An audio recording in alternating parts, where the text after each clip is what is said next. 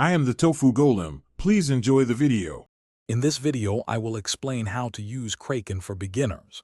First, you'll need to create an account and complete the verification process. This typically involves providing some personal information and uploading identification documents. Once verified, you can explore the platform's features.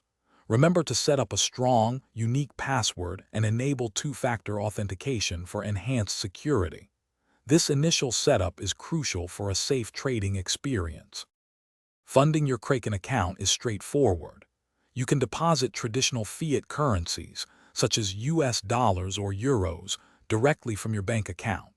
Simply link your bank and follow the instructions for a wire transfer or ACH deposit. Alternatively, if you already own crypto, you can deposit a wide range of digital assets directly into your Kraken wallet. Always double-check the deposit address to avoid any issues. Now let's talk about trading. For quick purchases, use the Buy Crypto option, which is very user-friendly. If you're looking for more control, the trade interface offers advanced order types like limit and stop orders.